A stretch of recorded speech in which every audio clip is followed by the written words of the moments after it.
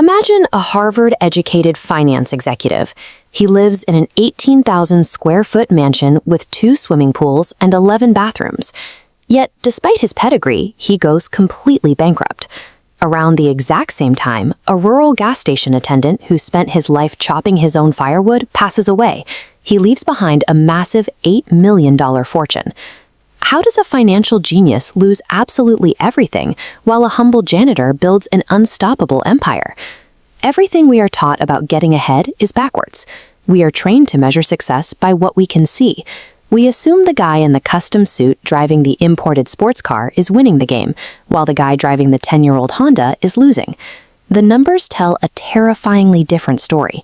Doing well with money has almost nothing to do with raw intelligence or how many spreadsheets you can memorize. It is entirely about your behavior. It is about the invisible psychological scripts running in the background of your mind. Being rich is entirely based on your current income and what you display to the world. It is loud, flashy, and highly visible. This brings up the man in the car paradox. When you see a stunning $100,000 luxury car driving down the street, your brain immediately assumes the driver is loaded. But you never look at the driver and admire them. You only look at the car and imagine how cool you would look if you were sitting in that driver's seat. The only thing you know for a mathematical fact about that driver is that they have $100,000 less in their bank account than they did yesterday. Or worse, they are drowning in high-interest monthly payments just to keep up the appearance of success. This chart compares a massive $250,000 annual income against its associated expenses. This person looks incredibly rich. But if they finance 2 luxury cars, send their kids to elite private schools, and take on a massive mortgage, their expense bar rises to match their income almost perfectly, leaving them with $245,000 a year in fixed costs. That massive salary is no longer a tool, it is a trap.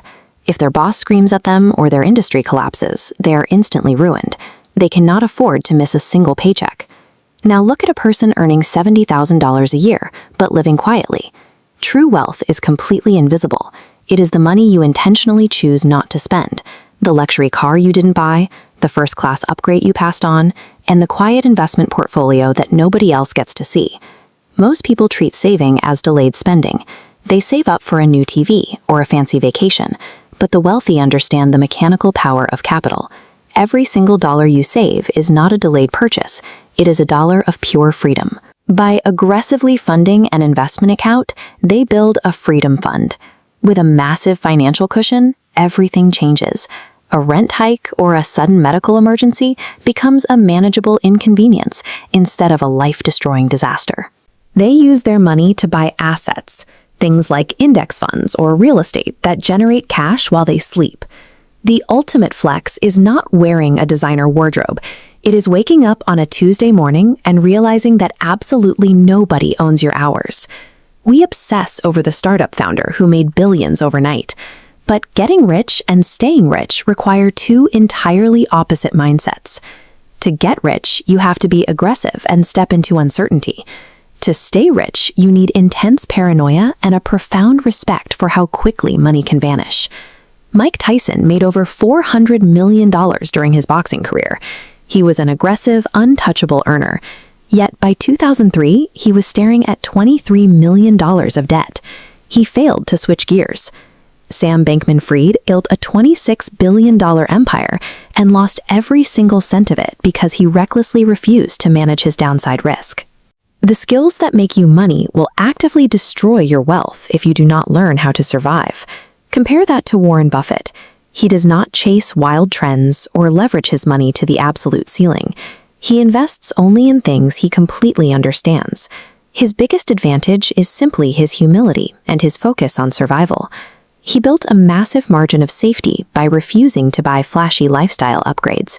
Despite being worth over $100 billion, he still lives in the exact same house he bought in 1958.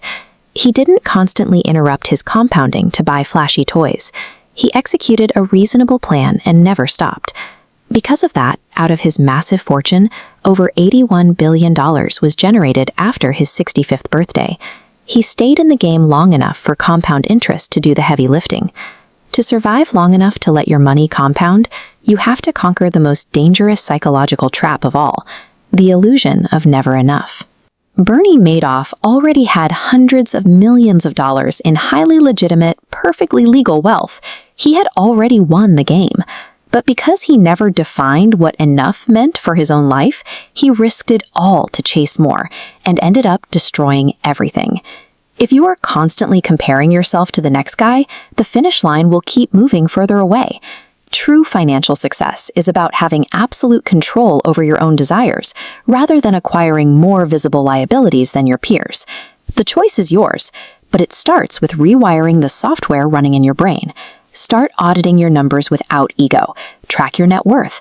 Look into automated index funds, which are just simple, low-cost ways to buy tiny fractions of the greatest companies in the world right from your phone.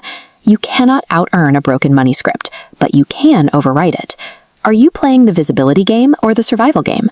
Let me know in the comments below.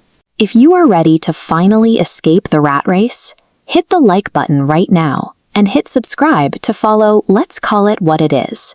We will see you in the next one.